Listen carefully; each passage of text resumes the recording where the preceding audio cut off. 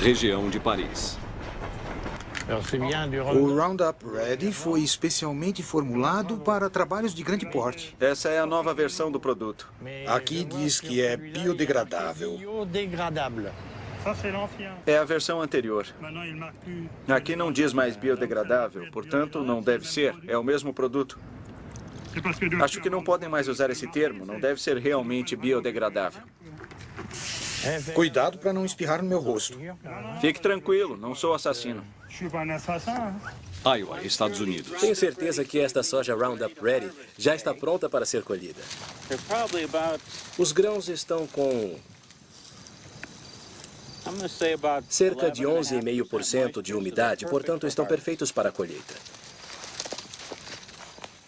A primeira vez que ouvi falar sobre a soja Roundup Ready foi em uma revista de agricultura há uns 8 anos, e parecia uma inovação. A soja tem uma proteína inserida geneticamente na planta para ser resistente ao herbicida Roundup. O Roundup é pulverizado nas plantas e há muitas vantagens. Se olhar para o meu campo, não verá ervas daninhas. Seguindo criteriosamente as instruções da embalagem, o Roundup não é prejudicial para os seres humanos, animais e nem para o meio ambiente. A marca registrada Monsanto é produzida na Bélgica. Não jogue o herbicida nos caracóis, senão não poderei comê-los. Cuidado com os morangos. Eu diria que os agricultores europeus deveriam experimentar a tecnologia Roundup Ready. Sinceramente, é boa para o meio ambiente, é um sistema sustentável. Então, experimente.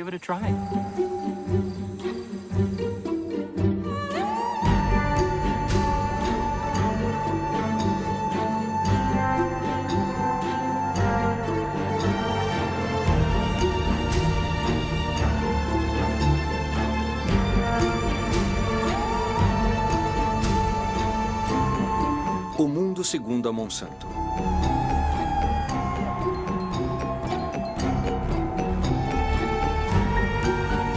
Propriedade particular.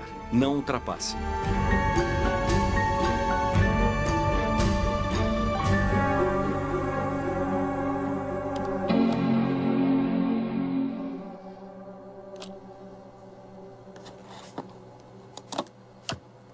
Monsanto. Durante mais de 20 anos, andei pelo mundo e em toda parte ouvia falar dessa multinacional americana. Mas o que ouvi nem sempre foi positivo. Para saber mais, naveguei pela internet durante meses e comecei a juntar as peças do quebra-cabeça. No website, a Monsanto se posiciona como uma empresa de agricultura cujo objetivo é ajudar agricultores a produzir alimentos mais saudáveis e reduzir o impacto da agricultura sobre nosso meio ambiente. Seu carro-chefe é o Roundup, o herbicida mais vendido no mundo nos últimos 30 anos.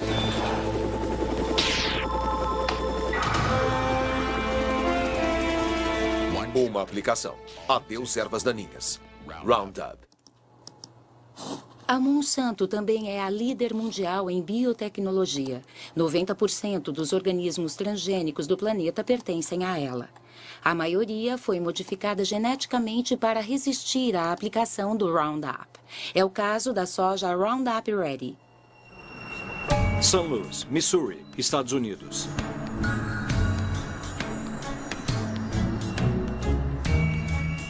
Os alimentos transgênicos da Monsanto invadiram o planeta. Mas nunca um produto despertou tanta polêmica e protestos ardorosos. Por quê? Afinal, o que está em jogo com os transgênicos? O passado da empresa poderia esclarecer quem ela é ou diz ser atualmente? Fundada em 1901 em St. Louis, Missouri, nem sempre atuou no setor de agricultura e era uma das maiores indústrias químicas do século XX. A química trabalha para você. E certamente a Monsanto está trabalhando para você. Monsanto, onde a química criativa faz maravilhas por você. As maravilhas apregoadas neste comercial fizeram da Monsanto uma das empresas mais controversas da era industrial. Plástico poliestireno. Agente laranja. Aspartame. Hormônio de crescimento bovino. PCBs ou bifenilas policloradas. Esses óleos criados quimicamente e usados no mundo todo para refrigeração e lubrificação de equipamentos elétricos foram as joias da coroa da Monsanto por mais de 50 anos. Nos Estados Unidos eram conhecidos como Aroclor, na França como Piralene e Clofen na Alemanha, até serem banidos no início da década de 80. Monsanto PCB.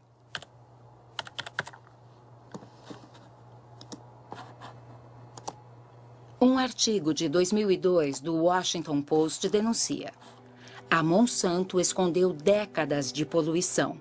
Isso aconteceu em Anniston, no Alabama. Anniston, Alabama, Estados Unidos.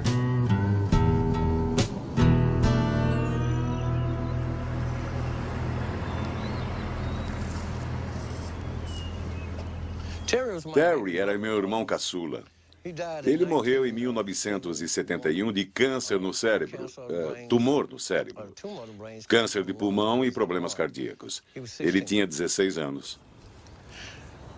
Nos últimos 3 anos, perdi a maioria dos meus amigos e todos morreram de doenças como o câncer, diabetes, hepatite, doenças provocadas ou relacionadas aos PCBs.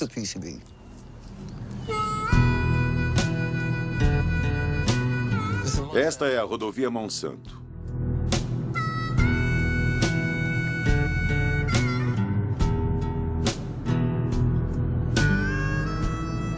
Esta é a região de negros. Eles ainda vivem aqui, apesar de todas as casas terem sido contaminadas.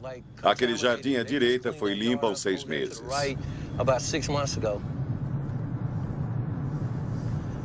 Tudo isso eram lares. As pessoas viviam aqui, mas tiveram que se mudar. Digo, as casas foram demolidas.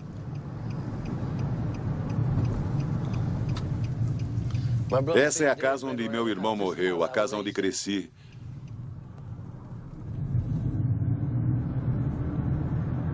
Está vendo ali? Eles enterraram PCBs por lá. A Monsanto tinha autorização para enterrar PCBs em Anniston. Esse é o córrego Snow Creek, aqui onde cimentaram. Os PCBs que a fábrica despeja vêm até aqui. É lixo tóxico e nunca disseram a ninguém, mas disseram ao Estado. O Estado não nos avisou.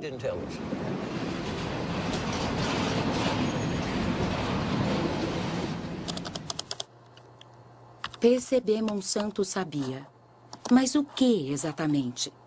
Uma organização para a proteção do meio ambiente em Washington, D.C., liderada por Ken Cook, colocou na internet arquivos internos da Monsanto. A maioria está classificada como confidencial.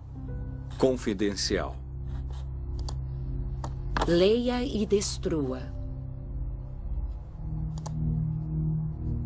1937. Exposição ao PCB provoca efeitos sistêmicos tóxicos e erupção cutânea acneica.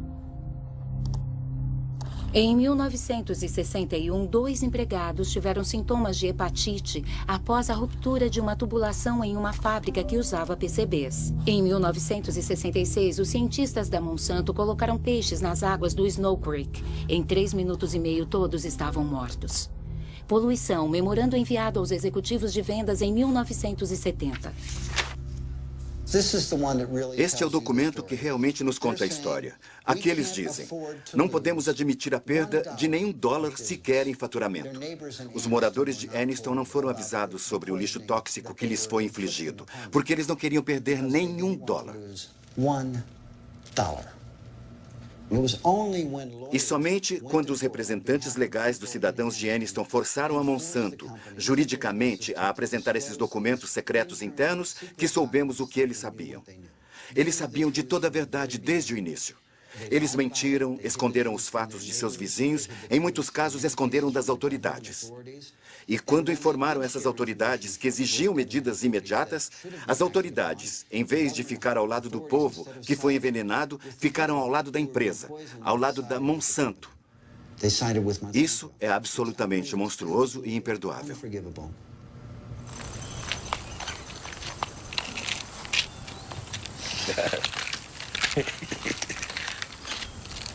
Estes são os remédios? São, e tem mais aqui. Qual o seu nível de PCB? 63,8 no sangue. No sangue. Se fizesse uma biópsia dele agora, provavelmente estaria acima do limite em 3 ou 4 mil partes por bilhão ou mais. Qual o nível aceitável? Aceitável são 2 partes por bilhão. É o padrão em todo o mundo. Mas aqui nós temos mais PCBs em nosso sangue, em nosso corpo, do que qualquer outra pessoa no mundo inteiro. É comum aqui conversar sobre o nível de PCBs das pessoas? Todos conversamos sobre isso, porque é uma preocupação de toda a família. As crianças me perguntam, Sr. Baker, meus testes disseram que tenho 3 partes por bilhão no meu sangue. Quanto tempo acha que ainda me resta? É uma história horrorosa. Mas o que os cientistas acham disso? Na internet encontramos inúmeros artigos sobre os efeitos dos PCBs na saúde humana. David Carpenter é um dos mais qualificados especialistas neste campo. Foi ele que realizou os testes com os cidadãos de Anniston. Todos temos PCBs em nossos organismos. Os ursos polares e os pinguins têm PCBs, e o que aconteceu é que antigamente havia apenas alguns locais em que os PCBs eram despejados. Mas com o tempo foram para o ar, para a água, e o resultado é que atualmente o mundo inteiro está contaminado com PCBs. A questão é que muitas doenças são provocadas por PCBs. A que todo mundo conhece é o câncer. Reunião dos moradores de Anniston expostos aos PCBs.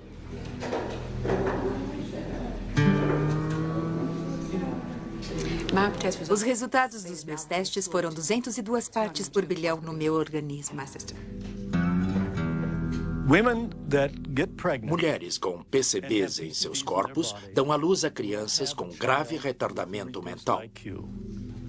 29,6. Provocam redução das funções tireoidianas.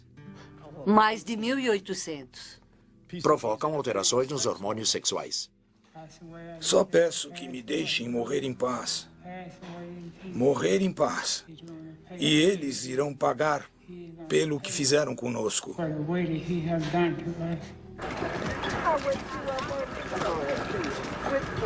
Em 2001, 20 mil cidadãos de Anniston moveram 2 processos contra a Monsanto. A Monsanto e sua subsidiária Solutia fizeram um acordo de 700 milhões de dólares para compensar as vítimas, limpar o solo e construir um hospital especializado. Mas nenhum executivo da Monsanto foi processado. Para fazer justiça. Pelas leis americanas, na maioria das vezes, é muito raro que os executivos dessas empresas sejam responsabilizados criminalmente. Para isso, temos o sistema civil, os tribunais cíveis, onde os fazemos pagar.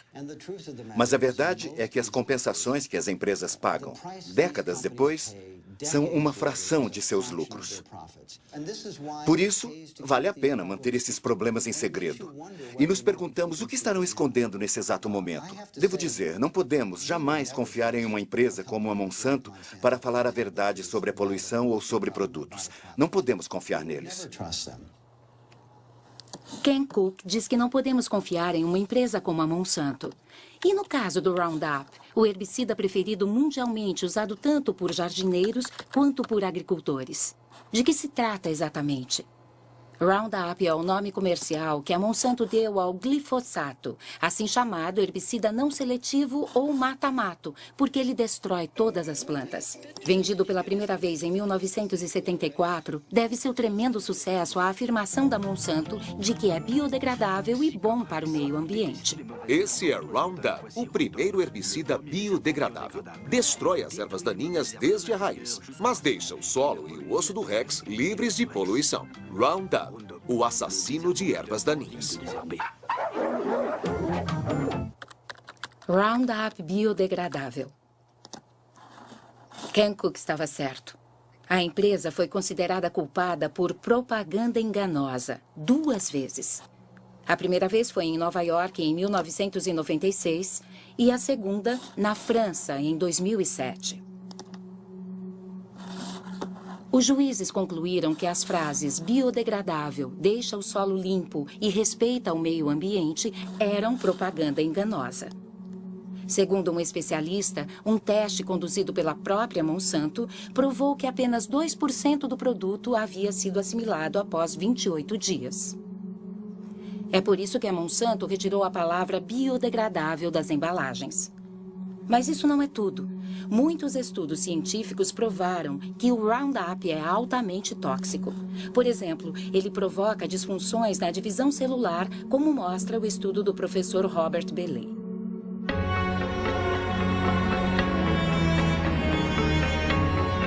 Observatório Oceanológico Roscoff, França. O professor Bellet trabalha no Centro Nacional de Pesquisa Científica e no Instituto Pierre e Marie Curie, na França. Ele estuda os efeitos do Roundup em ovos fertilizados de ouriços do mar. A grande surpresa é que o Roundup afeta a divisão celular. Vimos que o Roundup afeta um processo essencial da divisão celular. Não a divisão celular propriamente dita, mas os mecanismos que comandam a divisão celular. É preciso entender como as células se tornam cancerígenas. No início, todas as células são benignas e então, em certo momento, começam a ocorrer modificações nas células que as tornam instáveis sob o ponto de vista genético. Essa foi a primeira disfunção que observamos no Roundup.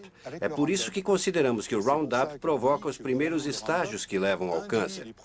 Tivemos muito cuidado em não dizer que ele não provoca o câncer, porque talvez esse câncer não se desenvolva durante 30, 40 anos. Instabilidade genética. E o câncer começou. Mas ficou clara imediatamente a importância dessas descobertas para os usuários do produto. Especialmente porque a dosagem que testamos foi muito inferior à que as pessoas usam normalmente. Sabíamos que precisávamos alertar a população imediatamente e pensei que o melhor caminho seria comunicar à administração. Então fiquei chocado, muito chocado, porque me mandaram ficar calado sobre o que está por trás dos alimentos transgênicos. Que testemunho inacreditável! A toxina do Roundup foi ocultada para não prejudicar o desenvolvimento dos transgênicos. Vamos voltar então para a criação dos transgênicos. Segundo o site da Monsanto, a soja Roundup Ready foi lançada no mercado em 1996, quando os primeiros cultivos foram aprovados nos Estados Unidos. Os agricultores que usaram essas sementes pertenciam à Associação Americana da Soja, cujo endereço está no site da Monsanto. John Hoffman é seu vice-presidente e defensor ardoroso da biotecnologia. Na primavera, eu pulverizo com uma aplicação de Roundup para matar as ervas daninhas que nascem no começo da estação. E após 6 a 7 semanas, faço uma segunda aplicação para ficar livre dessas pragas por 1 ano. Quando não havia a tecnologia Roundup e as plantações tinham ervas daninhas, precisávamos andar pelos campos e arrancá-las à mão. Era mão de obra intensiva. Agora, o sistema de soja Roundup Ready me economiza tempo e dinheiro. Sem dúvida, esta nova maravilha da Monsanto tem de tudo para seduzir os agricultores. Mas como ela funciona? Como pode uma planta de soja sobreviver às aplicações do Roundup? Essa é uma célula de soja. Em seu núcleo está o DNA que contém o código genético dos grãos. Para criar os seus transgênicos, a Monsanto rompe a barreira das espécies usando um gene resistente ao Roundup produzido a partir de uma bactéria. Esse gene é colocado em partículas microscópicas de ouro que são bombardeadas nas células de soja com uma arma. O gene penetra no DNA e dá origem a uma proteína que torna a planta resistente ao Roundup. Quando o herbicida é pulverizado nos campos, mata todas as ervas daninhas, deixando as plantas de soja intactas. É, sem dúvida, uma incrível conquista tecnológica. Mas esses grãos de soja fabricados para resistir a um herbicida poderoso vão acabar em nossos pratos. Devem ter sido rigorosamente testados antes de seu lançamento no mercado. Quem era o ministro da Agricultura naquela época? Dan Glickman, ministro da Agricultura no governo de Bill Clinton, de 1995 a 2000. Washington, D.C., Estados Unidos. O que percebi nos primeiros anos em que estive envolvido com a regulamentação da biotecnologia é que havia um sentimento geral no agronegócio e internamente em nosso governo, nos Estados Unidos, de que se você não marchasse em fileira cerrada a favor de aprovações rápidas de produtos biotecnológicos de cultivos transgênicos, então você seria, de certa forma, anti-ciência e anti-progresso. Sinceramente, acho que havia uma porção de gente no setor da agricultura industrial a quem não interessava as análises e testes que provavelmente deveríamos ter efetuado, pois tinham investido muito dinheiro nos produtos e, certamente, quando me tornei ministro e responsável pelo Departamento Regulatório da Agricultura, havia muita pressão sobre mim para não me empenhar muito no assunto, digamos assim.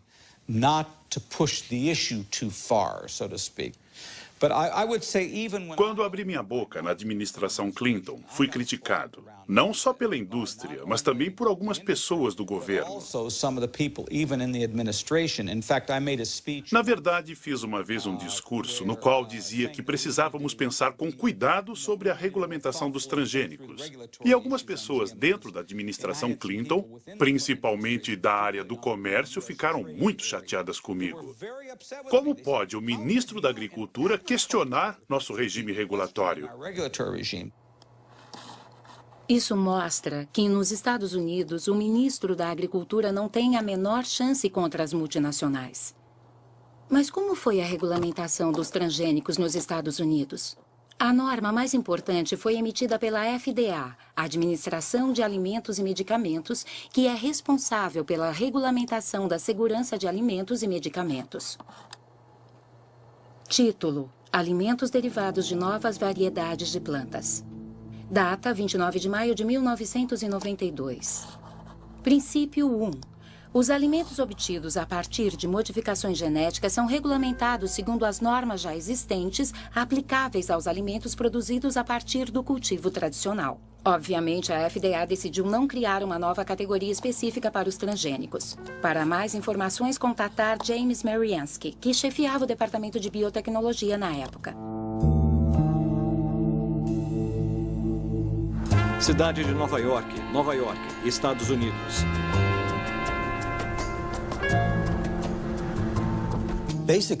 Basicamente, o governo decidiu não criar novas leis por considerar que as já existentes atendiam às necessidades das agências responsáveis pela regulamentação das novas tecnologias. Isso quer dizer que a Casa Branca pediu à FDA para criar uma política onde os transgênicos não seriam submetidos a normas regulatórias específicas? E que essa decisão foi política e não baseada em dados científicos? Sim, foi uma decisão política e uma decisão mais ampla que não se aplicava apenas a alimentos, mas a todos os produtos de biotecnologia. Inacreditável. James Mariansky admite que a regulamentação dos transgênicos foi uma decisão política e não científica. Mas como exatamente justificaram essa decisão? Princípio 2. Os componentes dos alimentos obtidos a partir de modificações genéticas são os mesmos ou substancialmente similares aos elementos encontrados nos alimentos tradicionais. Em outras palavras, a FDA considera que uma planta geneticamente modificada é equivalente a uma convencional. O princípio, que denominaram equivalência substancial, foi adotado em todo o mundo e é hoje o cerne do debate entre os defensores da biotecnologia e os adversários dos transgênicos. Como pôde a FDA decidir que uma planta transgênica é idêntica a uma planta convencional?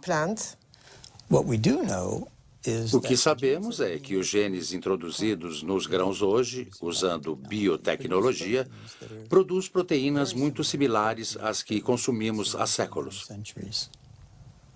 Essa é a posição oficial da FDA sobre o assunto, contestada por Jeffrey Smith, autor de vários livros sobre transgênicos.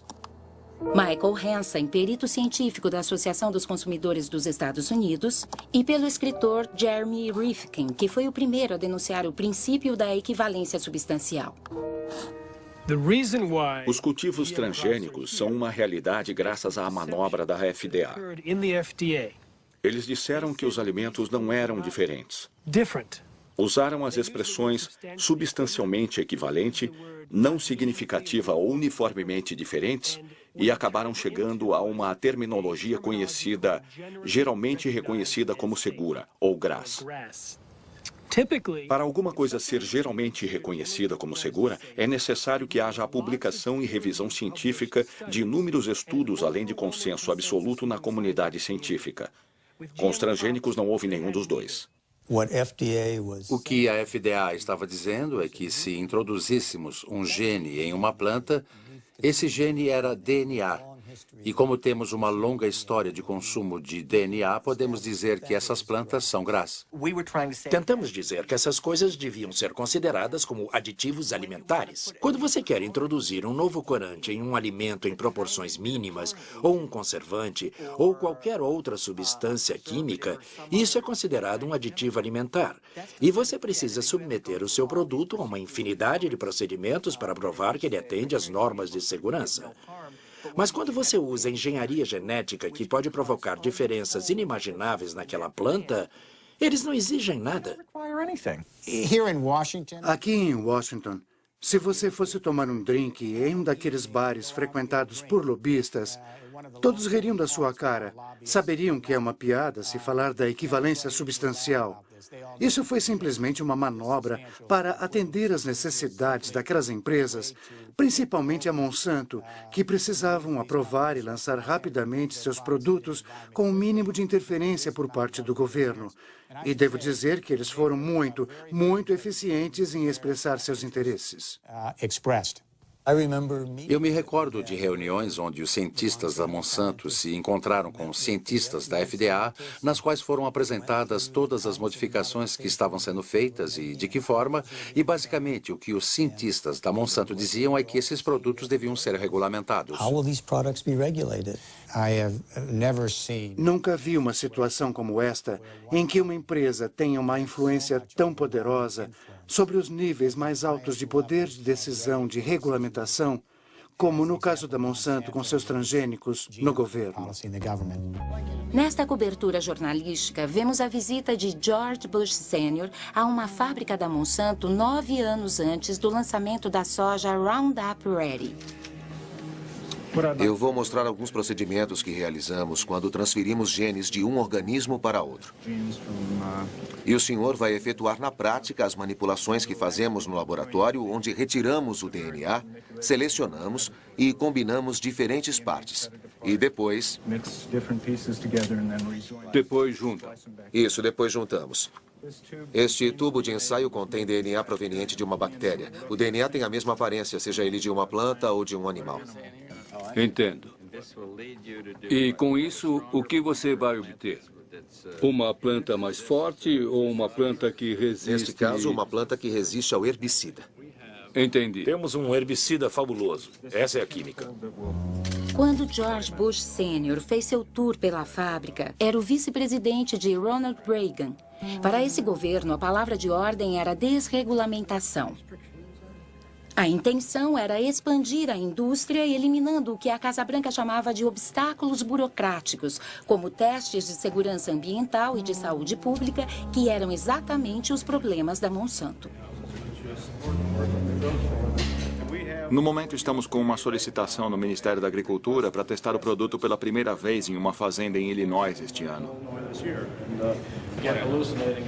E estamos ficando doidos com isso. Os gastos aumentam e nada acontece. Devo dizer que não podemos nos queixar da forma que o Ministério lida com isso. Estão procedendo corretamente porque é tudo muito novo e querem ter certeza do que estão fazendo. Mas se até setembro não tivermos autorização, poderemos dizer algo diferente. Podem falar comigo. Estamos no ramo de desburocratização. Talvez possamos ajudar. Em 1988, quando George Bush Sr. foi eleito presidente dos Estados Unidos, Dan Quayle foi o novo vice-presidente. 4 anos depois, anunciou a política americana em relação aos transgênicos, que foi redigida exatamente como a Monsanto havia idealizado. O passo que estamos dando faz parte do programa deste governo para a liberação de regulamentações que se encontra agora em sua segunda fase. Os Estados Unidos são hoje o líder mundial em biotecnologia e pretendemos continuar a sê-lo. Somente em 1991, esta indústria respondeu por um faturamento de 4 bilhões e até o ano 2000 prevê-se que atinja o patamar dos 50 bilhões. Isto é, se conseguirmos conter o excesso de regulamentações desnecessárias. Você acha que foi uma conspiração? Conspiração é uma palavra muito forte. Sob o ponto de vista corporativo, foi um golpe brilhantemente executado. Um senhor chamado Michael Taylor foi nomeado administrador adjunto da FDA exatamente na época que a política estava para ser definida. Quem é Michael Taylor? Na internet temos apenas uma imagem deste homem que exerceu seu poder de uma forma muito discreta. Atualmente ele lidera a Fundação Recursos para o Futuro.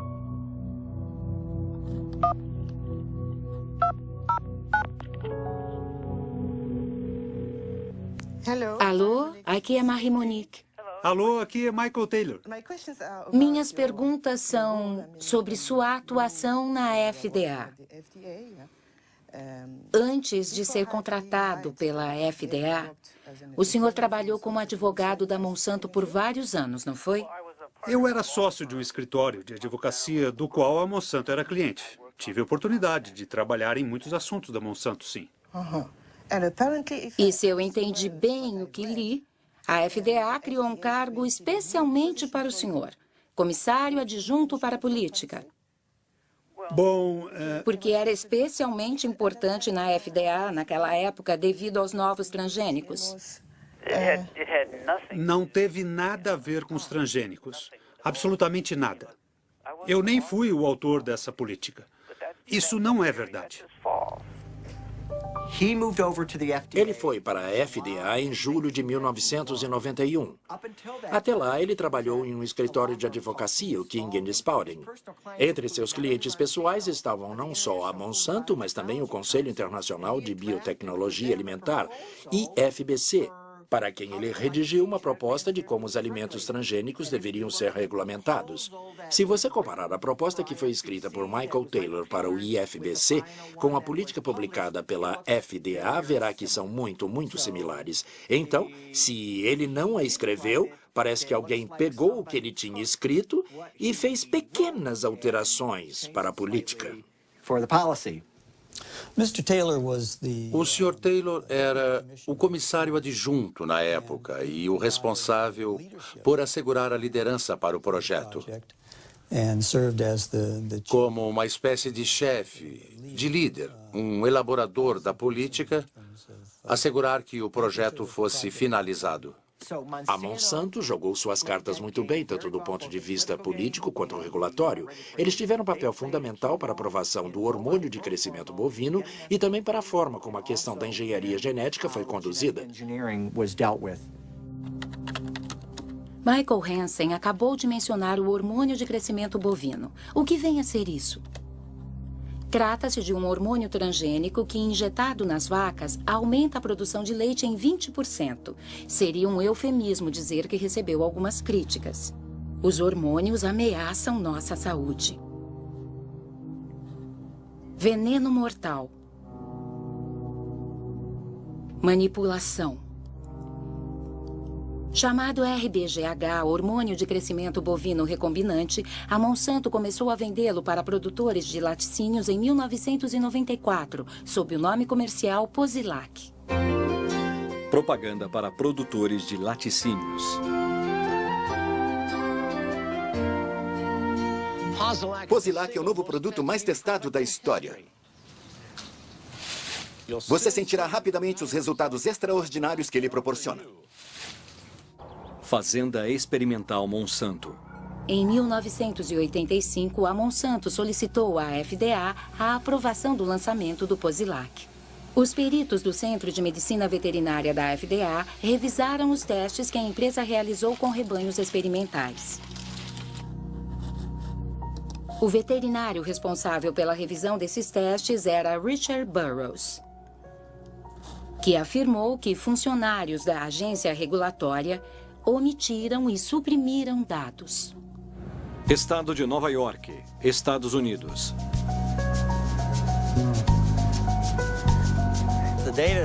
Os dados que a Monsanto nos apresentou não estavam completos. Faltavam várias informações importantes para a indústria de laticínios. Eles não abordavam questões importantes como a incidência de doenças como a mastite, que é uma infecção nas glândulas mamárias, e problemas de reprodução.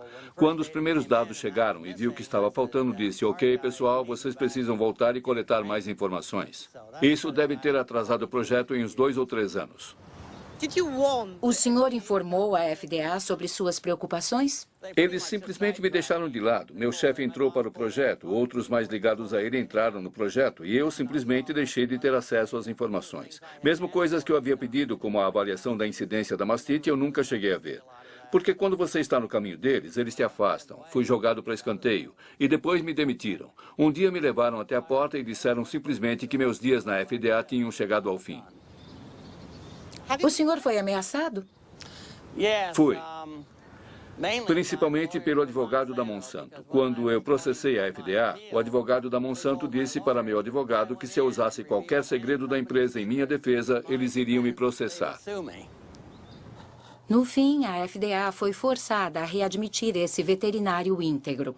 Mas depois, desiludido, Richard Burroughs acabou pedindo demissão. A internet também menciona arquivos confidenciais que teriam sido roubados da FDA e enviados ao Dr. Samuel Epstein, chefe da Coalizão para a Prevenção de Câncer. Chicago, Illinois, Estados Unidos.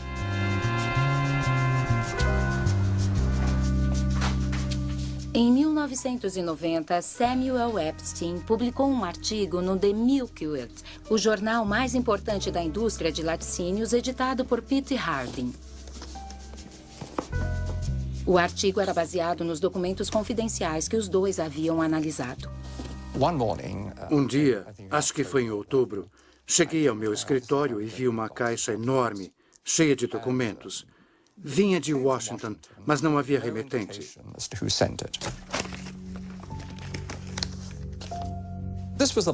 A caixa continha arquivos de todos os registros da Monsanto que haviam sido apresentados à FDA sobre os testes veterinários realizados nos últimos 6 anos. Isso foi muito divertido. Muitos dos documentos eram documentos originais e, como diz aqui, confidenciais. Contém informações confidenciais que não podem ser reproduzidas, reveladas a pessoas não autorizadas ou enviadas para fora da companhia sem expressa autorização. Como jornalista investigativo, esse é o tipo de matéria que adoro escrever. Com a revelação dessa informação, a Monsanto e a FDA ficaram muito irritadas. Porque pudemos concluir que haviam alterações fisiológicas seríssimas nos animais submetidos ao tratamento com hormônios, quando comparados com os outros animais do grupo de controle.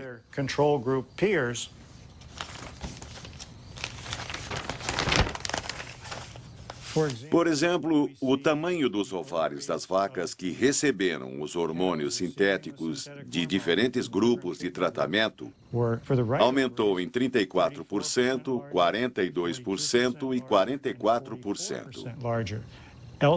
Os arquivos roubados também demonstram a ocorrência de graves problemas de reprodução. O que dizem os funcionários da Monsanto? Os dados são conclusivos. Nós fornecemos os dados brutos e o sumário analítico, que não foi feito por nós, para embasar a autorização. Todas as autoridades de saúde que analisaram o hormônio o consideraram absolutamente seguro para os consumidores. Para a Monsanto, o hormônio não é apenas seguro, mas também é benéfico para os consumidores. Como a composição química do leite não se altera com o Posilac, as propriedades de produção e gosto do produto permanecem as mesmas. É inverídico, é uma tremenda mentira. Use o adjetivo que quiser. É um produto muito diferente de diversas formas. Primeiro, há uma elevada incidência de mastite nas vacas. E há pus no leite. Depois há os antibióticos, dados às vacas para tratar a mastite. Então pode haver a presença de uma ampla gama de antibióticos no leite. Além disso, mas muito importante, há uma elevação considerável nos níveis de IGF-1, fator de crescimento de insulina símile 1.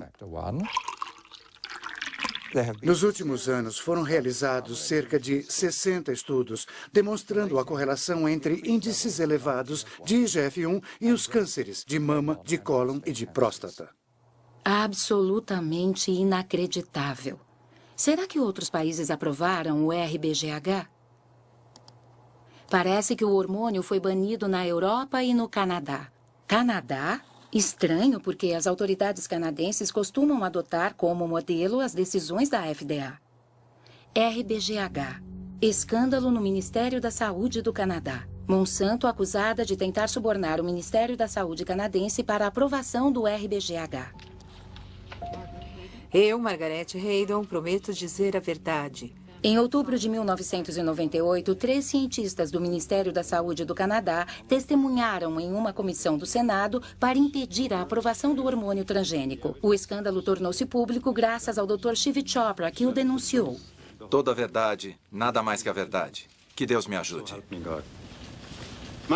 A pergunta que eu me fazia era qual a verdade que eu deveria contar. A que eu conheço ou a que o ministro está me mandando contar? Este era o meu conflito. O que quero saber é, a Monsanto fez lobby com algum de vocês? Qualquer um? Doutora Haydon?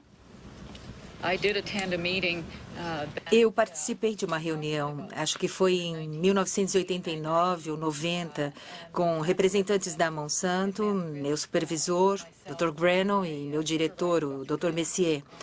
Nessa reunião, esta empresa fez uma oferta de 1 a 2 milhões de dólares.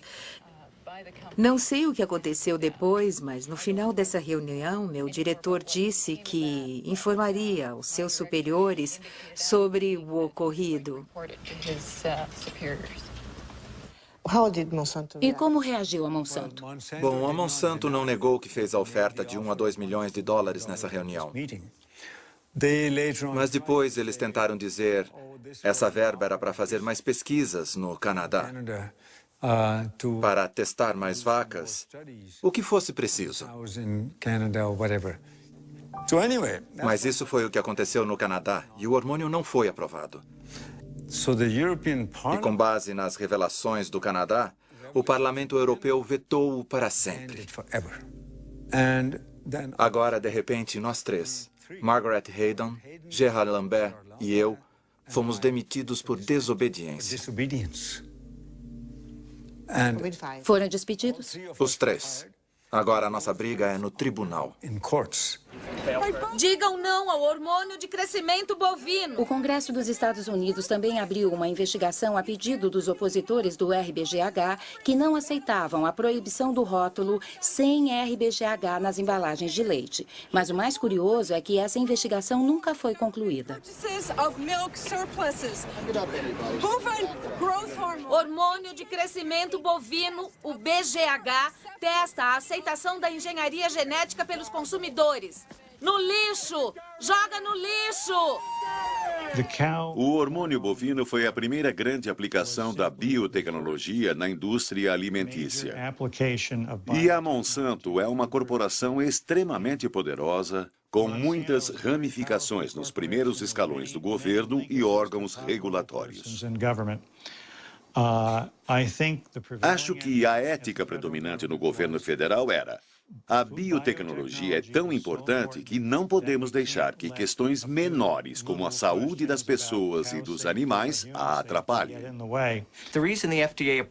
A FDA o aprovou porque muitas pessoas que ocupavam posições-chave na Monsanto vieram para a FDA e conseguiram sua aprovação. É como portas giratórias, como uma hélice e uma espiral. Portas giratórias? Sim, portas giratórias. As portas giratórias não ocorrem apenas na agricultura, mas em muitas áreas. Donald Rumsfeld era o presidente da Cereal, que era uma subsidiária da Monsanto. Por favor, use as portas giratórias. O ex-embaixador do comércio, Mickey Cantor, foi para o Conselho de Administração da Monsanto. Por favor, use as portas giratórias. O juiz Clarence Thomas, da Suprema Corte, também trabalhou para a Monsanto. Portas giratórias da Monsanto. Vejamos o que estava acontecendo em 1999. Linda Fisher saiu da Agência de Proteção Ambiental e foi para Monsanto. Michael Friedman foi da FDA para Monsanto. Marcia Hale e Josh King da Casa Branca para Monsanto. Margaret Miller da Monsanto para a FDA. William Ruckelshaus da EPA para Monsanto, sem esquecer Michael Taylor, que foi e voltou várias vezes. Quando sua missão na FDA foi cumprida, o senhor voltou para Monsanto e se tornou vice-presidente de relações com a comunidade. Certo. Então não há conflito de interesses para o senhor? Não. E, de novo, regras são regras. E eu sempre atuei dentro das regras.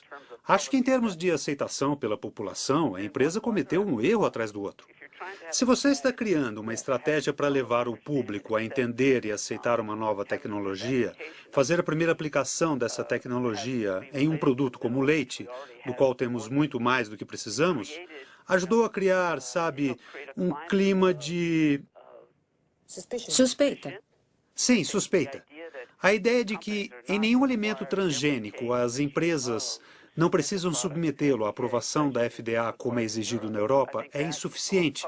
Não basta para obter a confiança e a aceitação pública. Eu, pessoalmente, disse que o Congresso deveria mudar a lei. Deveria ser criado um sistema de notificação obrigatória, assegurando que cada produto seja avaliado pela FDA e que esta emita um parecer sobre sua segurança. Eis um testemunho interessante. Parece que Michael Taylor tem algumas reservas sobre a política que ele próprio assinou em 1992. E quanto aos cientistas da FDA, houve consenso sobre a regulamentação dos transgênicos? Documentos da FDA mostram que a entidade ignorou as advertências de seus próprios cientistas. Escrito por Steven Drucker.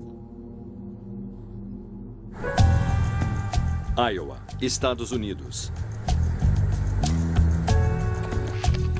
O advogado Steven Drucker representa a coalizão das associações sem fins lucrativos, ONGs. Ele processou a FDA e a forçou a quebrar o sigilo de seus arquivos internos sobre os transgênicos. Recebemos mais de 44 mil páginas dos documentos da FDA que revelaram que a FDA vinha mentindo para o mundo, pelo menos desde 1992, se não antes. Mas eles continuaram a mentir e ainda mentem. Eles afirmam que houve um consenso absoluto na comunidade científica sobre os alimentos transgênicos serem tão seguros quanto seus equivalentes convencionais e que houve comprovação científica suficiente para corroborar esse consenso. Ambas as afirmações são grandes mentiras. Por exemplo, o Dr. Louis Preble, do grupo de microbiologia da FDA, escreveu: há uma grande diferença entre os tipos de efeitos inesperados que ocorrem no cultivo tradicional e aqueles encontrados na engenharia genética. O Dr. Preble também salientou em seu memorando que alguns aspectos da engenharia genética podem ser ainda mais perigosos. A preocupação que diversos cientistas da FDA expressaram era tão clara e inequívoca que a executiva da FDA responsável por reunir e avaliar as informações dos cientistas, doutora Linda Kahl, escreveu um memorando para o coordenador de biotecnologia da FDA, Dr. James Mariansky. Dr. James Mariansky.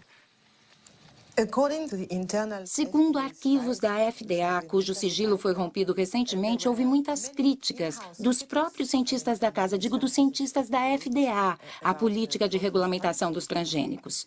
Houve, por exemplo, um memorando enviado para o senhor por Linda Kahl. Certo. Ela afirmou: os processos de engenharia genética e cultivo tradicional são diferentes. E cultivo tradicional são diferentes. E segundo os peritos da agência, levam a riscos diferentes. A riscos diferentes. Acontece que nós tínhamos muitas pessoas com diferentes pontos de vista.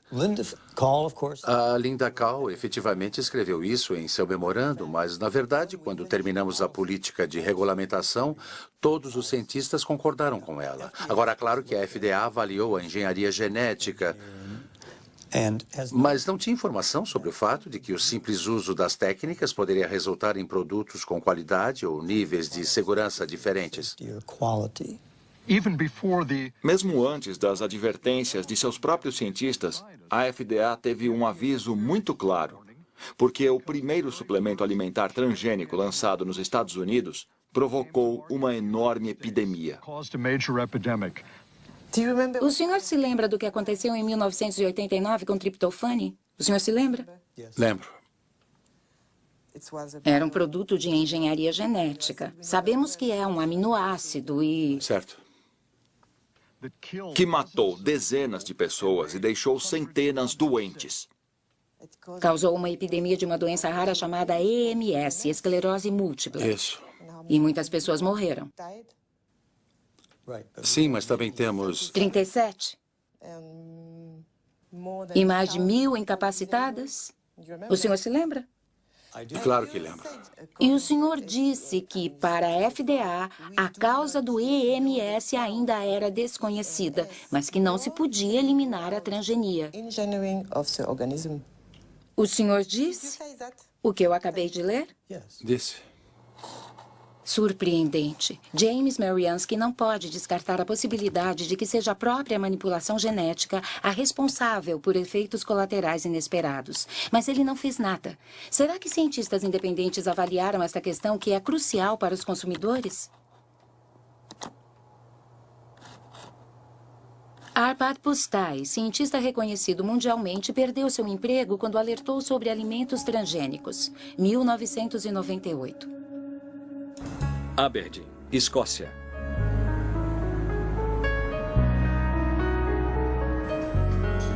Arpad Pusztai trabalhava para o Instituto de Pesquisa Rowett, na Escócia. A pedido do ministro da Agricultura, dirigiu um estudo sobre batatas transgênicas contando com uma verba de mais de 2 milhões de euros e uma equipe de 30 pesquisadores, com o objetivo de preparar a chegada dos alimentos transgênicos na Grã-Bretanha. Estávamos todos muito entusiasmados. Eu estava entusiasmado. O ministro da Agricultura pensava que se fizéssemos um estudo que contemplasse todos os aspectos, então isso seria um aval para quando os transgênicos chegassem ao nosso mercado. Poderíamos dizer que uma das instituições de pesquisa mais conceituadas e isentas da Europa os tinha avaliado e considerado seguros. Arpad Pusztai é especialista em lectinas. Essas proteínas atuam como inseticidas protegendo plantas contra pulgões. Os cientistas do Rowett criaram batatas que eram resistentes a pulgões, introduzindo em cada uma o gene responsável pela produção de lectina. Mas antes haviam se certificado de que, em seu estado natural, as lectinas propriamente ditas não apresentavam riscos para a saúde. Em seguida, as batatas transgênicas foram testadas em ratos. Tivemos dois resultados. Primeiro, houve um aumento de uma resposta proliferativa nas células das vísceras. Isso é indesejável, porque é possivelmente... Eu não estou dizendo que é cancerígeno, mas pode ter um efeito coadjuvante em um tumor induzido quimicamente. Outro efeito é que o sistema imunológico disparou. E isso nós não sabíamos se era bom ou ruim. Mas, com certeza, as batatas transgênicas foram reconhecidas como um corpo estranho.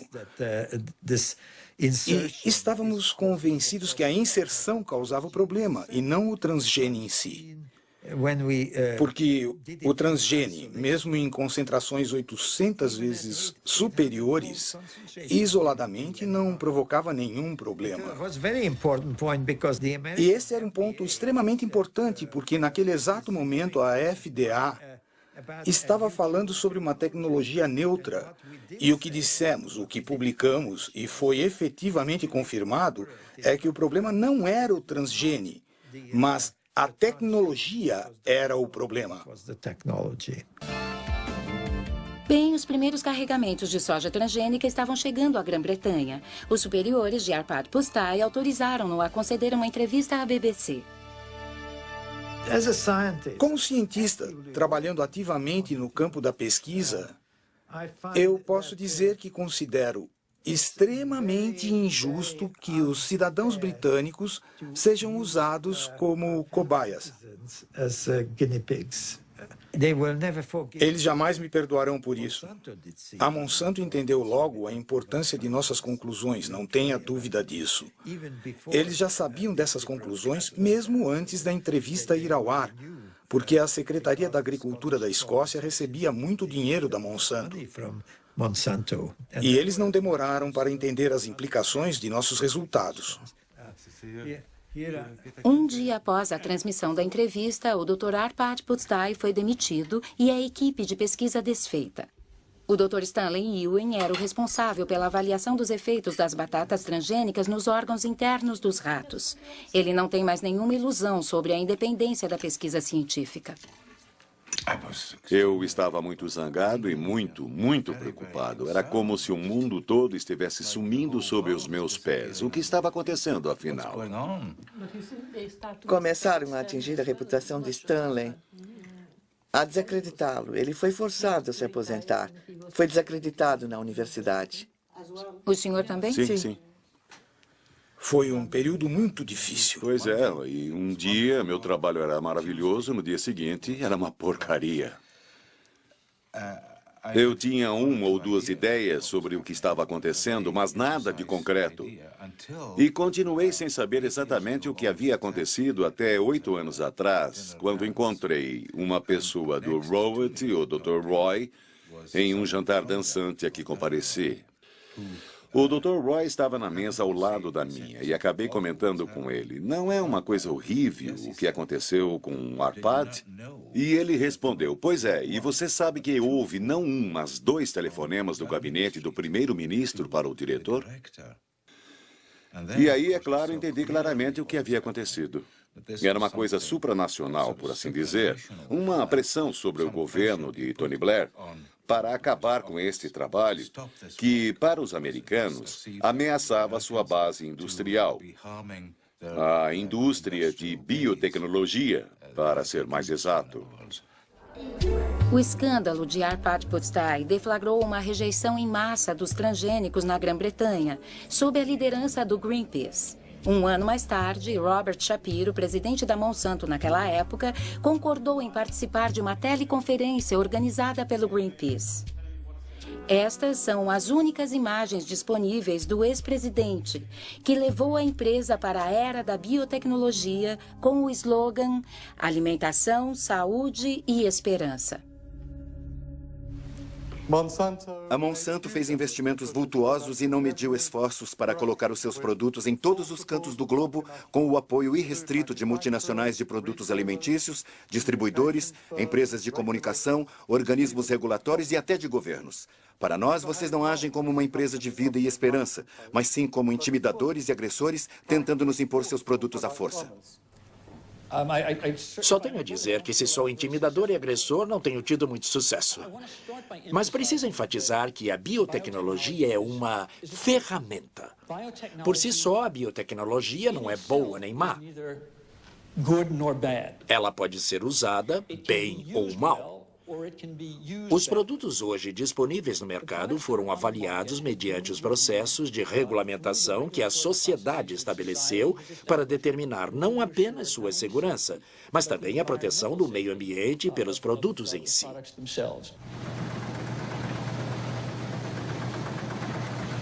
Após 10 anos de participação no mercado, a soja Roundup Ready representa 90% de toda a soja plantada nos Estados Unidos.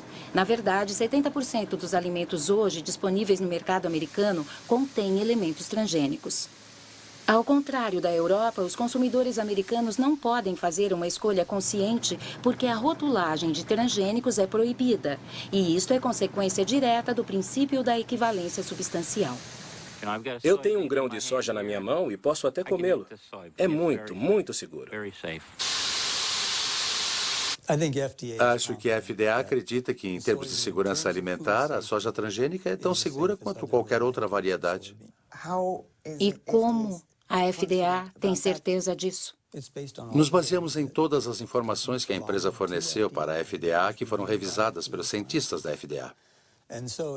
A empresa não tem qualquer interesse em criar um estudo que mascare os resultados. Como James Mariansky pode estar tão certo disso? Se eu digitar Monsanto, falsificação de pesquisas científicas, chego a 174 mil resultados de busca. Entre eles, um relatório da Agência de Proteção Ambiental dos Estados Unidos. Monsanto, acusada de falsificar os resultados de pesquisa da cancerogenicidade das dioxinas. Nitro, Virgínia Ocidental, Estados Unidos. A história começou em Nitro, uma fábrica da Monsanto que produzia um poderoso herbicida chamado 2,4,5-T. Em 1949, uma explosão na fábrica provocou efeitos colaterais inesperados. 228 trabalhadores desenvolveram uma doença extremamente desfigurante, a chamada cloracne, provocada pela dioxina, subproduto altamente tóxico do 2,4,5-T.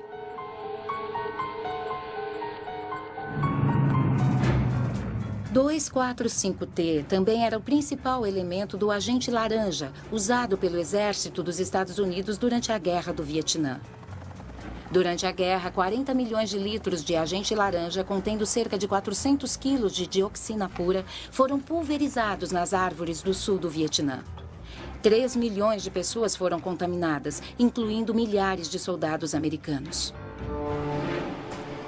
Após 40 anos do fim da guerra, a dioxina continua a fazer vítimas. Hoje sabemos que este veneno provoca câncer e sérias malformações genéticas. Hospital Tudu, cidade de Ho Chi Minh, Vietnã.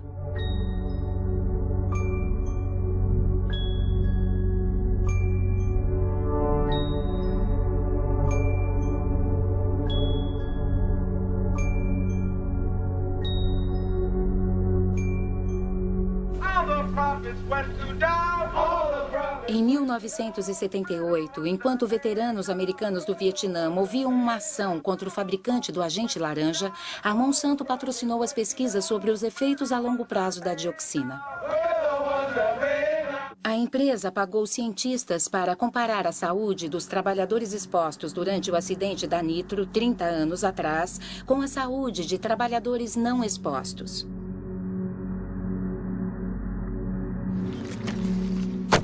Existem 2 peritos neste assunto. William Sanger, que dirigiu a divisão de lixo tóxico da EPA, Agência de Proteção Ambiental, e Gerson Smoger, um advogado que representa os veteranos do Vietnã.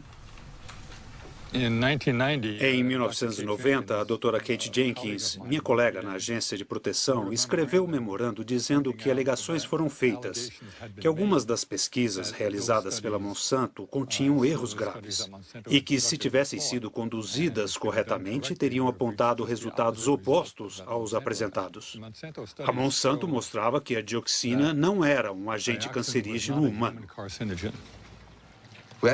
Isso quer dizer que eles tinham as informações primeiro e que as manipularam para chegar aos resultados que desejavam. Isso é absolutamente... Uma pesquisa não se faz desse jeito, nunca. Mas eles fizeram errado e chegaram aos resultados que queriam. Depois descobriu-se que pacientes de câncer de uma das pesquisas tinham sido relacionados como expostos à dioxina e essas mesmas 5 pessoas, em outra pesquisa, tinham sido relacionadas como não expostas. Quando você coloca todos esses cânceres na lista dos não expostos, parece que as pessoas não expostas estão contraindo tantos cânceres quanto as expostas. Aí você conclui, bom, não há diferença, é tudo igual. Assim, milhares e milhares de veteranos não receberam qualquer compensação pela exposição ao agente laranja. Então, todas as políticas nos Estados Unidos foram afetadas por essas pesquisas por 7 a 9 anos. Como boa cientista e excelente colaboradora da EPA, e por sinal, uma pessoa absolutamente destemida, Kate Jenkins escreveu um memorando para a direção científica da EPA, pedindo-lhes que revisassem as 2 pesquisas e verificassem se haviam sido realizadas corretamente. O fato é que não houve qualquer investigação da Monsanto. Ela não existiu. Ninguém verificou as pesquisas. Ninguém. Ponto final. A única pessoa a ser investigada foi a Kate Jenkins, a denunciante. A pobre mulher teve sua vida transformada no inferno, foi perseguida, assediada, teve de mudar de emprego. Pensando na Monsanto hoje, quando eles dizem que os alimentos transgênicos são absolutamente seguros, o senhor confia? Não acredito em nada do que a empresa diz, nada. Eu poderia talvez acreditar numa entidade independente que avaliasse essas afirmações, dependendo da efetiva independência e eficiência dessa entidade. Exatamente. Para provar a segurança da soja Roundup Ready, a Monsanto realizou uma pesquisa que foi apresentada em 1996 por uma publicação científica respeitada. O estudo propunha-se a avaliar os efeitos da soja transgênica na saúde animal, especificamente em ratos. E foi cuidadosamente revisto por um cientista dinamarquês já falecido e por um especialista norueguês, Ian Prime. Lamento dizer que o valor científico deste estudo é muito pobre. É uma decepção, ou uma grande decepção. Principalmente porque este trabalho deveria dar respaldo ao princípio da equivalência substancial. Por exemplo, aqui diz que a alimentação dos animais proporcionou alguma certeza de que não haviam ocorrido mudanças significativas. Alguma certeza não é suficiente para mim. Eu não quero alguma certeza, eu quero 100% de certeza. Na página 723, eles dizem também que, exceto pela cor de um marrom mais escuro, os fígados têm aparência normal na necrópsia. Mas você não pode dizer isso sem examinar o interior do órgão, fazer secções mostrando no microscópio que não há diferença. Eles também usaram ratos mais velhos. Obviamente, se quiser evitar problemas, use animais adultos. Mas se você realmente quiser avaliar a ocorrência de alterações, deve usar animais mais jovens, é claro. De certa forma, podemos dizer que isso é tudo menos ciência, porque é uma porção de informações que deveriam ter sido apresentadas e sequer foram mencionadas. O senhor tentou ter acesso aos dados brutos? Eu não, mas um colega meu tentou, e foi extremamente frustrante. O tempo que ele passou indo de um escritório para outro, até finalmente ele receber um não como resposta. Se não houvesse nada a esconder, ver esse material não seria um problema. Pelo contrário, qualquer um se disporia a entregar os seus dados para que pudessem ser avaliados. Mas quando há uma recusa, você começa a suspeitar. Por quê? O que está acontecendo aqui?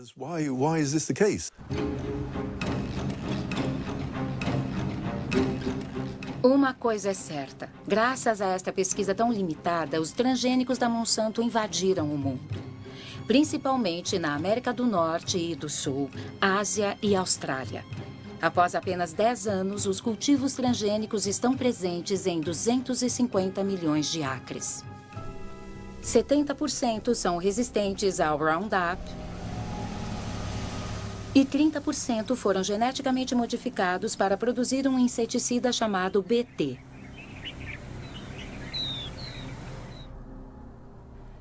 A partir de 2001, a empresa passou a publicar anualmente um documento intitulado O Nosso Compromisso, uma espécie de declaração ética na qual a Monsanto procura justificar suas práticas comerciais. Mas no centro da oposição aos transgênicos está o assunto de patentes.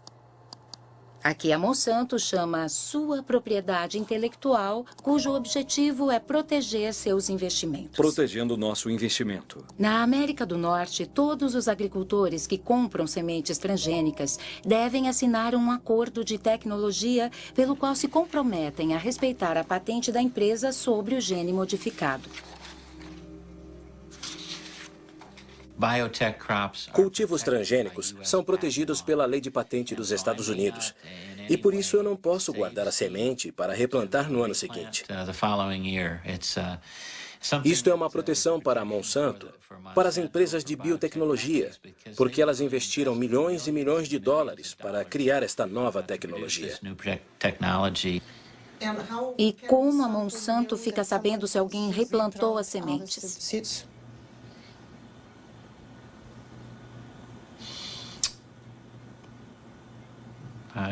Não sei como responder a isso. Não sei como eles iriam saber se alguém replantou as sementes. É uma boa pergunta para a Monsanto. A questão é tão delicada que a Monsanto prefere evitá-la, fazendo fantásticas promessas. Nos casos em que haja o aparecimento não intencional de nossas variedades de sementes nos campos do agricultor, trabalharemos com esse agricultor para que a questão seja resolvida atendendo aos interesses de ambos, agricultor e a empresa. Mas a realidade é bem menos idílica. O Centro para a Segurança Alimentar em Washington, D.C., publicou um estudo sobre agricultores processados pela Monsanto por não terem respeitado a patente das sementes. Descobriu pelo menos 100 processos e muitas falências. Entre as vítimas, Troy Roush, um fazendeiro de Indiana. Indiana, Estados Unidos.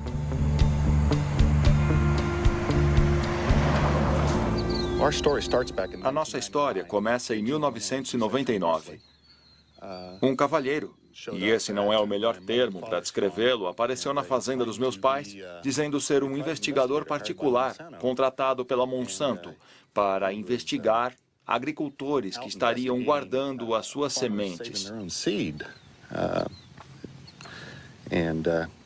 E nos perguntou de forma bem direta se nós estaríamos fazendo isso.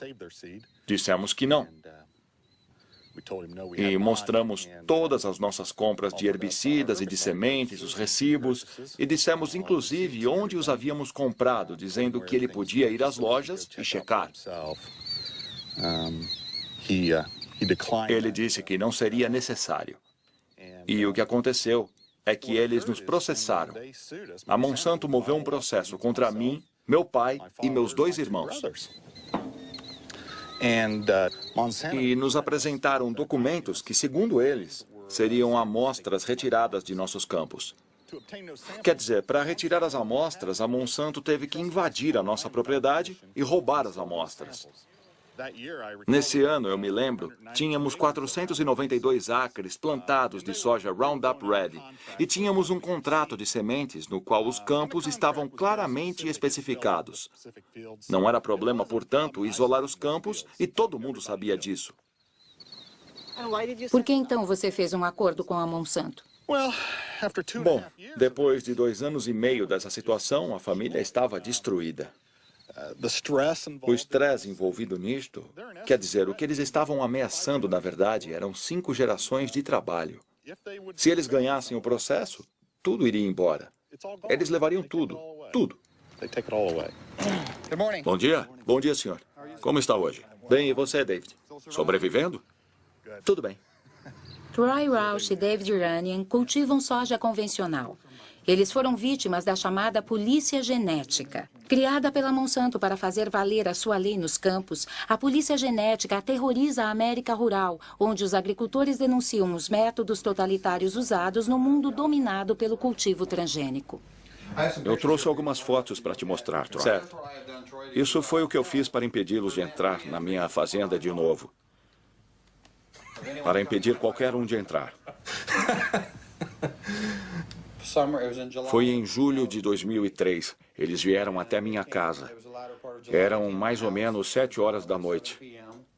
Quem veio? Os empregados da Monsanto. Me deram seus cartões de visita e me fizeram uma porção de perguntas sobre o tipo de soja que eu cultivava, o tipo de milho que eu cultivava, onde eu vendia os meus produtos, e eu disse, podem parar, a nossa conversa acaba aqui. Pois é, eles mudaram tudo por aqui. Isso tem a ver com a relação de confiança que você desenvolve com seus vizinhos, que não existe mais. Eu mesmo provavelmente só tenho 2 agricultores com quem converso que são mais próximos de mim. Vocês têm medo dos agricultores? Claro que sim. Não há defesa possível contra essa gente. Eles criaram uma industriazinha cujo único propósito é destruir a vida dos agricultores. Claro que temos medo. Então vocês têm medo de que um vizinho possa delatar vocês? Temos. Tem? Sim, tudo o que você tem que fazer é discar 1-800. Discar 1-800 Monsanto. Aliás, discar 1-800 Roundup. Eu me lembro deles incentivando os agricultores a usarem esse número gratuito para entregar os vizinhos. E por que a Monsanto faz isso? Para ter o controle. Sobre as sementes? Sim. Eles querem controlar as sementes, possuir a vida em si. O que quero dizer é que estamos falando da base da alimentação. Eles estão no processo de possuir os alimentos, todos os alimentos. Entre 1995 e 2005, a Monsanto comprou mais de 50 empresas de sementes no mundo inteiro. Essas empresas produziam milho, algodão, trigo e soja e também sementes de tomates, batatas e sorgo. Em toda a parte, as pessoas se preocupam com o monopólio da Monsanto, que a longo prazo ameaça dizimar todas as variedades não transgênicas. A Monsanto não concorda e fala apenas dos benefícios da biotecnologia, especialmente em países em desenvolvimento como a Índia. Os nossos produtos proporcionam benefícios econômicos significativos tanto para pequenos quanto para grandes agricultores. Em muitos casos, os agricultores obtêm cultivos com melhor qualidade e produtividade. Andhra Pradesh, Índia.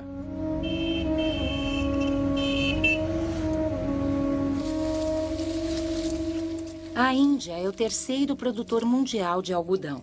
Em 1999, a Monsanto comprou a Marico, a maior empresa indiana de sementes. 2 anos mais tarde, o governo indiano autorizou o lançamento do algodão BT sob o nome comercial de Bollgard. Trata-se de um produto transgênico para produzir um inseticida que repele as lagartas do algodão. Dia e noite, todo dia, Bollgard protege você. Essa é a força de Bollgard. Menos herbicida, maiores lucros. Sementes de algodão Bollgard. O poder de acabar com as pragas. Desde 2001, Kiran Sakari e Abdul Gayam vêm acompanhando de perto o algodão transgênico cultivado por pequenos agricultores no distrito de Warangal. Todo ano, os 2 agrônomos publicam um relatório comparando o algodão transgênico ao convencional, em termos de produtividade e custo de produção. Em 2006, a safra foi destruída por uma doença que atinge o algodão transgênico. Esse é um campo de algodão Bollgard BT.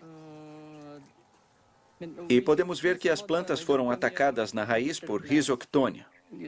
Está vendo? Se você remover a casca de uma planta saudável, ela não será assim fibrosa. É um caso clássico de infestação de Rhizoctonia.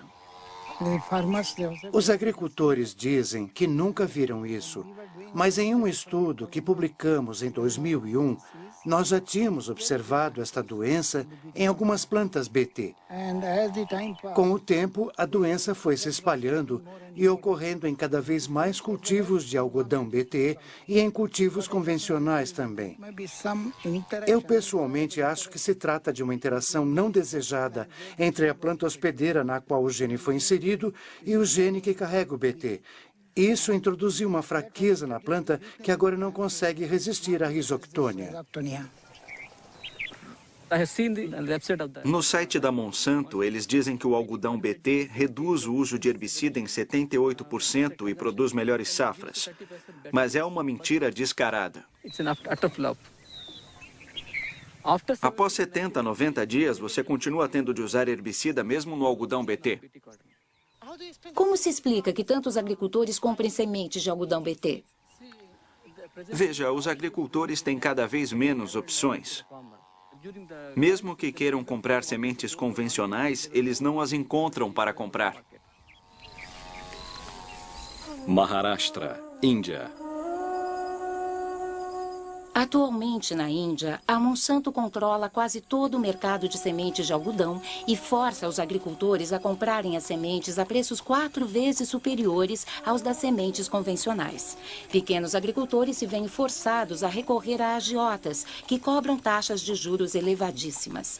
Quando a safra é ruim, o agricultor vai à falência, um círculo vicioso que está dizimando as aldeias da Índia.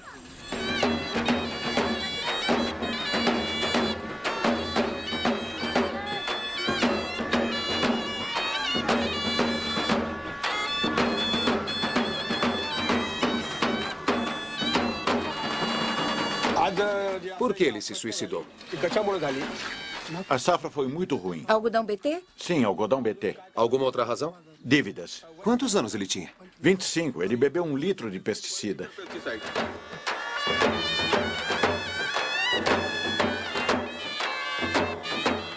Esse foi o primeiro suicídio? Não, o segundo.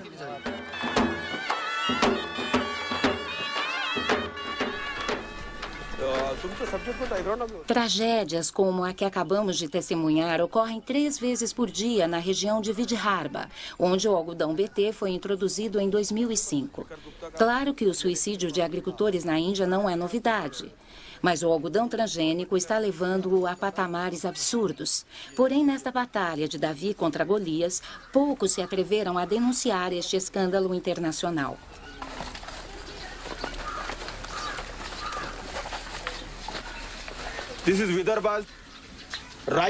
Este é o mapa do algodão cultivado na Índia. No primeiro ano, tivemos 600 suicídios, de junho de 2005 a junho de 2006. No segundo ano, que ainda não acabou, já tivemos 680 suicídios. Ou seja, é um desastre. É um desastre absoluto, sim. Todas essas tecnologias, seja genética ou biotecnológica, estão deixando os agricultores na total dependência do mercado, porque você tem que pagar muito mais pelas sementes e também tem que comprar herbicida. Eles dizem que não é preciso, que o BT dispensa herbicida, mas é uma grande mentira. Mas a Monsanto afirma no seu comercial que os cultivos transgênicos foram adaptados para os pequenos agricultores. O que acha disso? Só posso dizer que isso é completamente falso, uma mentira.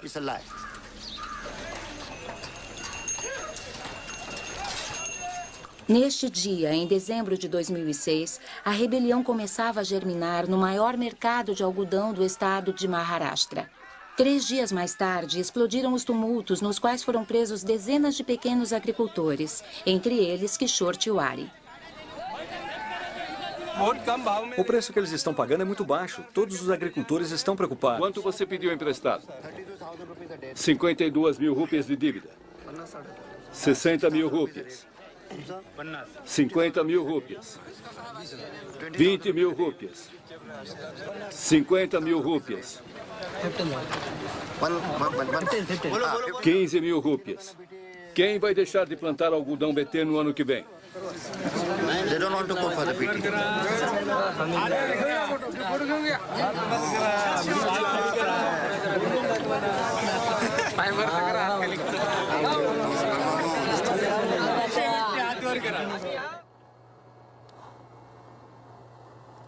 Sementes do Suicídio é o nome do livro da física Vandana Shiva. Ela recebeu o Prêmio Nobel Alternativo e dirige a organização Navidania, cujo objetivo é a conservação das sementes convencionais. Chega de transgênicos. Nova Delhi, Índia. No início, Vandana Shiva lutou contra a primeira Revolução Verde, que trouxe a agricultura industrial para a Índia na década de 60.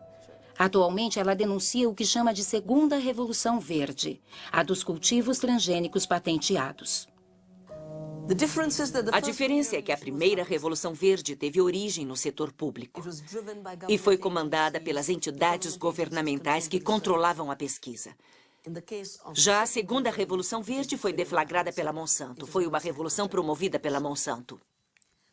A segunda grande diferença é que a primeira Revolução Verde tinha como objetivo oculto a venda de mais produtos químicos, mas o objetivo primordial era produzir mais alimentos, era segurança alimentar. E sim, se produzia menos leguminosas, menos oleaginosas, mas se produzia mais arroz e trigo que alimentava o povo. A segunda Revolução Verde não tem nada a ver com segurança alimentar. Tem a ver com o lucro da Monsanto. É só o que interessa. Sempre foi dito que a engenharia genética era o caminho para chegar às patentes, mas as patentes são seu real objetivo. Se olharmos o planejamento de pesquisa da Monsanto, veremos que no momento eles estão pesquisando cerca de 20 cultivos diferentes com genes BT. Não há nada que deixe intocado. A mostarda, o quiabo, a berinjela, o arroz, a couve-flor. Uma vez que estabeleceram a norma, esta semente passa a ser propriedade deles. Royalties podem ser coletados. Vamos depender deles para cada semente que plantarmos, para cada produto que colhermos. E se eles controlarem as sementes, vão controlar os alimentos, e isso é estratégico. Claro, é muito mais poderoso do que bombas, mais poderoso do que qualquer arma. É o melhor método para controlar as populações mundiais. A Monsanto respondeu à argumentação de Vandana Shiva exibindo seu compromisso, integridade, diálogo, transparência e compartilhamento. Queremos participar de forma construtiva deste processo em conjunto com os países do mundo. Queremos encontrar respostas para todas as questões. Os produtos precisam ser seguros para o meio ambiente. Precisamos saber como eles vão afetar a biodiversidade, como vão afetar as outras plantas, os insetos e os pássaros. E quanto ao cruzamento genético?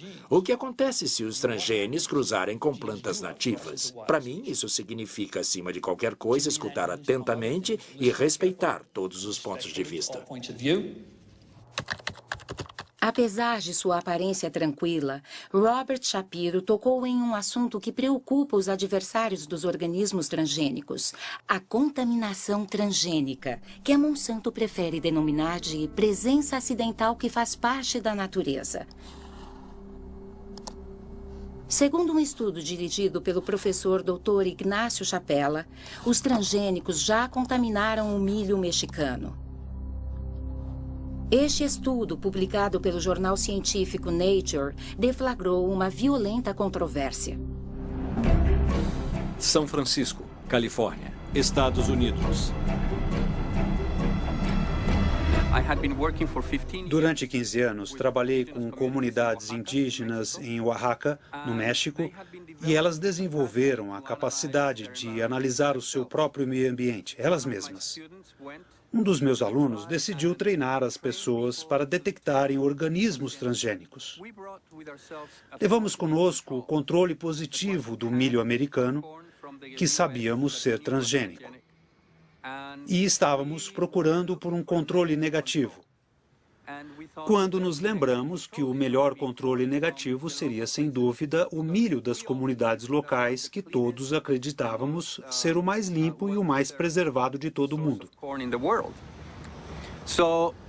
A grande surpresa foi quando olhamos as amostras locais e vimos que o que acreditávamos ser milho não transgênico já continha DNA transgênico. Foi realmente uma enorme surpresa para nós descobrir que estas espécies locais, cuidadas e mantidas pelas populações indígenas há milhares de anos, já tinham sido atingidas por contaminação transgênica, principalmente dos Estados Unidos. Oaxaca, México. O México é o centro de origem do milho. Mais de 150 variedades locais podem ser encontradas somente na região sul de Oaxaca. Esta enorme biodiversidade é um tesouro, o reservatório genético de milho do mundo. Milhões de agricultores mexicanos o vêm mantendo há milhares de anos. Este milho é para a família?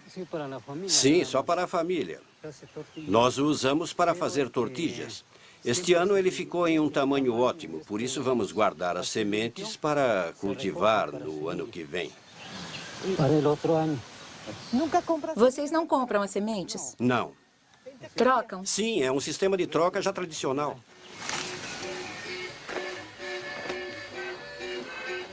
Para preservar a sua biodiversidade, o México baniu os cultivos transgênicos. Contudo, devido a um acordo da NAFTA assinado com os Estados Unidos e o Canadá, o México não pode impedir a importação maciça do milho americano, 40% do qual é transgênico. Esse milho industrializado, como é conhecido no México, é altamente subsidiado pelo governo americano e chega aos mercados custando a metade do milho mexicano tradicional.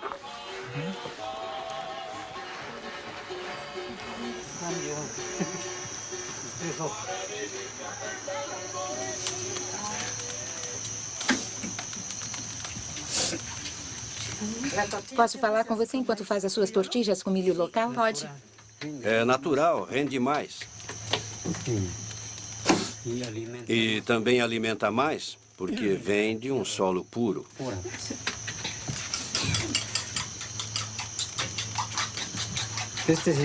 Este é o milho azul.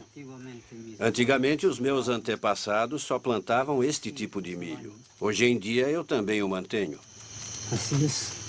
Esse milho já existia antes da conquista dos espanhóis? Já, mas agora estamos vivendo outro tipo de conquista. Que conquista? A conquista do milho transgênico, que quer destruir tudo, fazendo o milho nativo desaparecer, para que o milho industrializado possa dominar. Se eles conseguirem, vamos depender de multinacionais. Vamos ter que comprar o fertilizante e inseticidas que eles vendem, porque sem eles o milho deles não cresce. Enquanto o nosso milho nativo cresce muito bem, sem fertilizantes ou herbicidas. Olha aqui, veja como é bonito. Pelo menos assim está. Cidade do México. O trabalho de Ignacio Chapela provocou uma reação violenta no México. Desde então, o Instituto Nacional de Ecologia confirmou a contaminação do milho mexicano. Genes de Roundup Ready e BT foram encontrados em milhos de 5 regiões do país.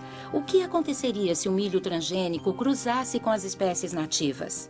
A doutora Álvares Buia dirigiu um estudo com uma flor nativa. Ela inseriu o mesmo gene em diversas espécimes e, em seguida, observou seu crescimento. Observamos 2 plantas absolutamente idênticas sob o ponto de vista genético. Em outras palavras, elas tinham o mesmo genoma, o mesmo cromossomo, o mesmo transgene. A única diferença é que o transgene foi inserido em lugares diferentes. Quando se desenvolveram, essas flores tinham fenótipos, quer dizer, formatos bem diferentes. Algumas eram similares às espécies nativas, como esta, com 4 pétalas e 4 sépalas. Mas outras tinham flores anormais, com pelos anormais e pétalas de formatos estranhos. Algumas, então, eram realmente monstruosas. A única diferença nestas plantas foi o local de inserção do transgene, que foi escolhido aleatoriamente. E o que pode acontecer com o milho?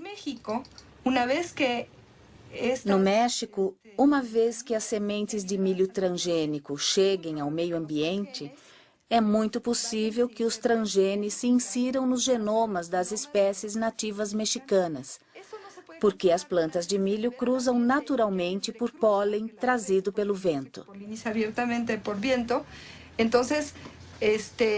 Sendo assim, nosso temor é que o milho nativo seja incontrolavelmente afetado. Sierra Juárez, Oaxaca, México. Bom dia. Gostaria de convidá-los para uma palestra sobre as novas doenças que estão afetando o nosso milho devido à contaminação transgênica. Aldo lidera uma organização de povos nativos. Durante 2 anos, conduziu uma campanha de informação nas comunidades de Oaxaca, em cujas plantações os temores de Helena Álvares já foram confirmados. Vou apresentar-lhes algumas fotos de plantas de milho que encontramos na região de Sierra Juárez.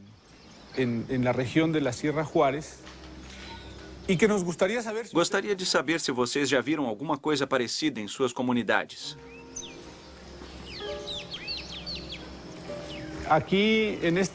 Vocês podem ver que há alguma coisa muito estranha acontecendo. Nesta planta, por exemplo, podemos ver uma ramificação de espiga aqui e outra lá. Normalmente o milho não é assim. Temos sempre uma única espiga por folha. Mas vejam, aqui temos 3 espigas saindo da mesma folha. São realmente plantas monstruosas. Enviamos uma amostra para um laboratório de biotecnologia para verificar se essas plantas eram transgênicas. E, infelizmente, o resultado foi positivo. Geralmente, vemos esses tipos de plantas ao longo das estradas ou nos jardins das pessoas. É possível que as pessoas comprem milho no mercado e, ao voltar para casa, deixem cair alguns grãos. Esses grãos germinam e é assim que o milho local se contamina. Pelo que você disse, se não conseguirmos impedir que eles se espalhem nos nossos campos, em breve teremos de comprar as sementes, pois nosso próprio milho não crescerá mais. Isso é muito preocupante. O que devemos fazer? Antes de mais nada, se vocês encontrarem uma planta estranha, devem remover o estame imediatamente, porque é de onde vem o pólen. E sempre devem observar as suas plantas com muita atenção. Você não acha que esta seja mais uma estratégia da Monsanto, que o que eles não conseguiram por meios legais esteja sendo forçado via contaminação? Sim, andamos nos perguntando se essa contaminação não seria intencional. Se o centro de origem do milho for contaminado, o resto do mundo virá atrás. A contaminação beneficia apenas multinacionais como a Monsanto.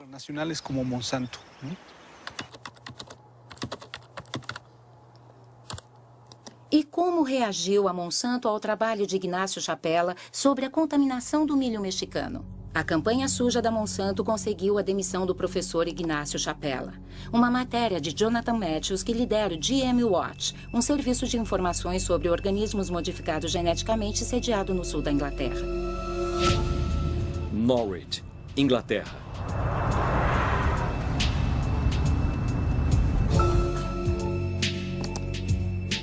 Segundo Jonathan Matthews, Ignácio Chapela foi vítima de uma campanha deflagrada pelo AgBioWorld, um website que apoia os transgênicos. Na véspera da publicação do trabalho na Nature, uma certa Mary Murphy enviou um e-mail que a AgBioWorld distribuiu para milhares de cientistas de todo o mundo. Ela escreveu: os ativistas vão ficar loucos com a notícia de que o milho mexicano foi contaminado pelo milho transgênico. No dia seguinte, uma tal Honduras Metacheck colocou uma segunda mensagem. Primeiro, os ativistas, depois os cientistas. É uma campanha de difamação, sem dúvida. Isto foi o que aconteceu no primeiro dia. Murphy e Metacheck colocando e-mails e outros vindo dizer que temos que nos manifestar sobre isto. Temos que inundar a Nature em e-mails. Temos de dizer para o editor da publicação que este estudo não é válido. Nós ficamos monitorando Smetacek e Murphy para ver se descobríamos quem elas eram. No caso de Smetacek, verificamos os títulos de processamento que aparecem no e-mail. Diz aqui, proveniente de... E aí conseguimos o endereço do protocolo de internet IP. Depois foi só ir para um site de registros de websites e copiar o endereço IP que foi identificado como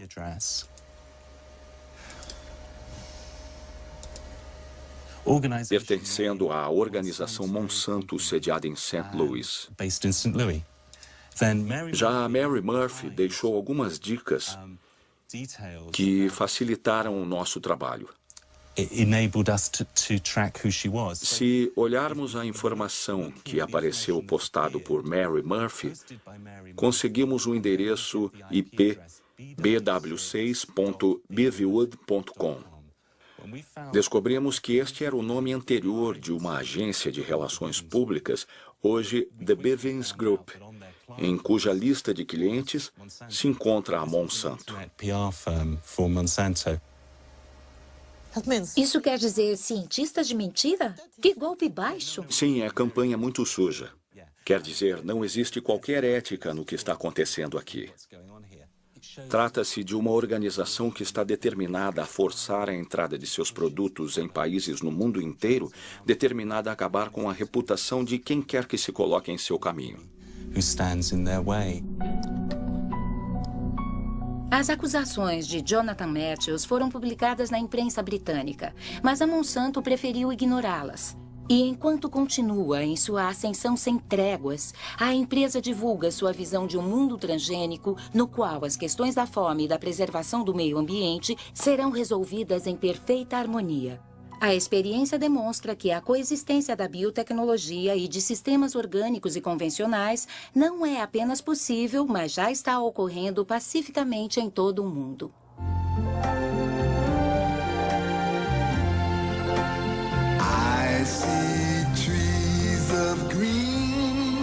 Imagine um mundo que preserve a natureza, o ar, os rios. Onde a gente possa produzir mais, com menos agrotóxicos, sem desmatar as florestas. Você pensa num mundo com transgênicos.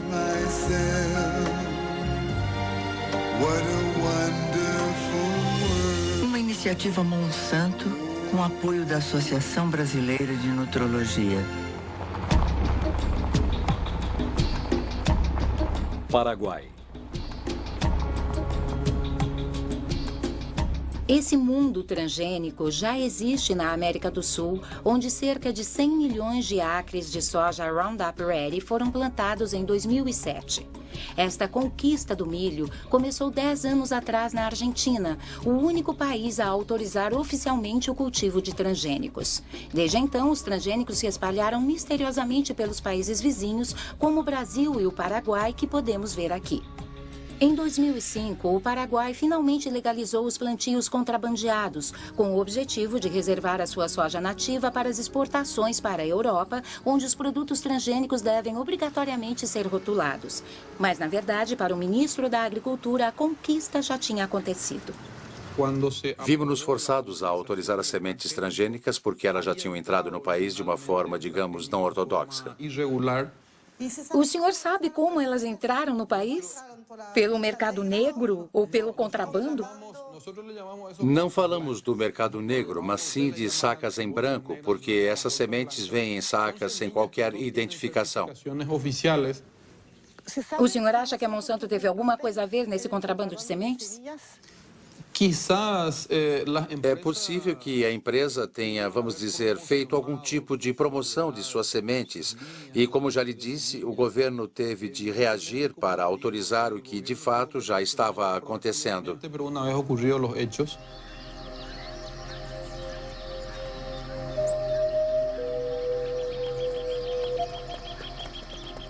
Qualquer que seja a origem deste contrabando, o fato é que ele foi extremamente rentável para a Monsanto.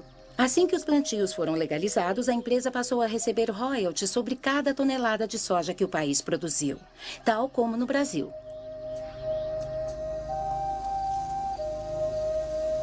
A partir de então, não houve trégua no desmatamento do Paraguai nem na expulsão de pequenos agricultores que se recusaram a entregar seus pequenos lotes de terra. Jorge Galeano dirige uma organização de pequenos agricultores que luta contra a proliferação do que ele chama de deserto verde. O que temos aqui é um exemplo da extensão do plantio de soja transgênica. Na verdade, é uma monocultura que destrói tudo à sua passagem.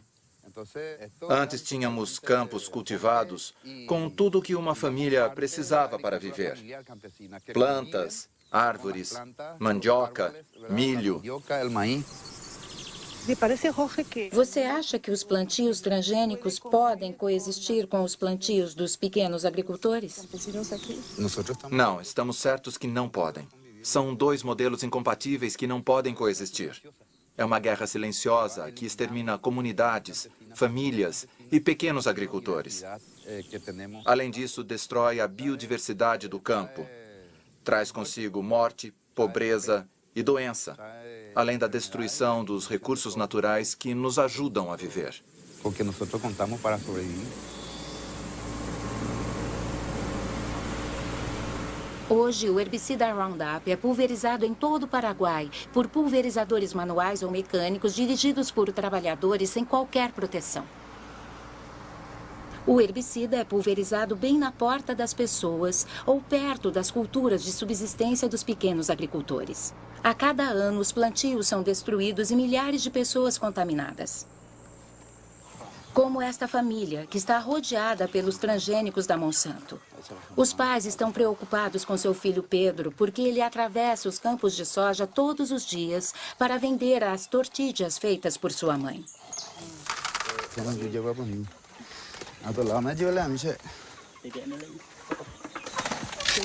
Há quanto tempo ele tem isto? Começou há 15 dias. Começou no pé dele e depois se espalhou. É como sempre começa.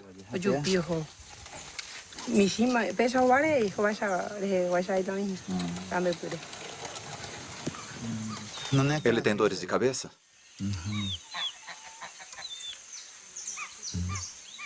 Está comendo? Muito pouco. Hoje ele não comeu o que eu fiz para ele. E tomou apenas um pouco de suco de frutas. E o irmão? Está melhor. Mas é tudo muito difícil. É assim que vivemos. Tomamos água contaminada. Há pouco tempo perdemos 16 patos e gansos. Deram alguns passos e caíram mortos. Duros que nem uma pedra. Eles pulverizaram herbicidas mortais por lá. E quando chove, a água chega até aqui. Como os patos vivem na água, este é o resultado. No Paraguai, 70% da terra agricultável pertence a apenas 2% da população. Com os transgênicos, essa concentração está aumentando. 3/4 dos agricultores de soja são estrangeiros que buscam tomar posse deste novo ouro verde. O veto a rações de origem animal após a crise da vaca louca e a recente euforia com os biocombustíveis fizeram os preços da soja disparar e aumentaram a demanda por sementes Roundup Ready. Segundo o último censo realizado no Paraguai, a cada ano 100 mil pessoas deixam as áreas rurais para viver em favelas urbanas. Destas, cerca de 70% fogem da soja transgênica da Monsanto, cujo destino é a alimentação das galinhas, vacas e porcos da Europa. Vamos falar sobre o modelo de produção da soja transgênica promovida pela Monsanto. Trata-se de uma autêntica multinacional presente em todo o mundo. Seu objetivo é controlar toda a produção de alimentos do mundo por meio de uma agricultura sem agricultor.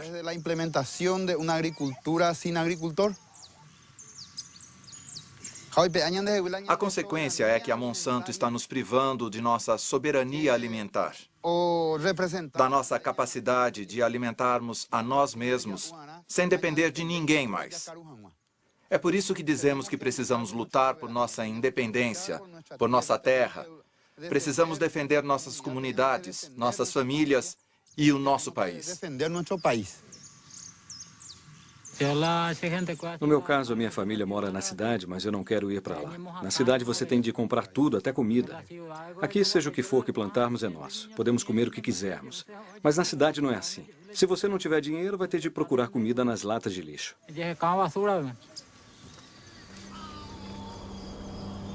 A luta destas famílias para sobreviver comove a todos nós. Em 2007, a Monsanto empregava 18 mil trabalhadores em 50 países.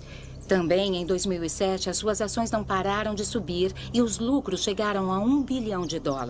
Entre seus acionistas contam-se não apenas fundos de pensão e bancos, mas também milhares de pequenos investidores.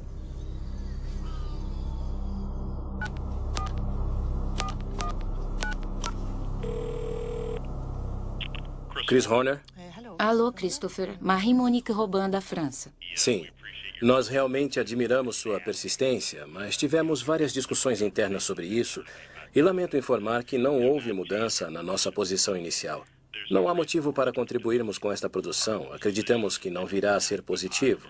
Então, você entende.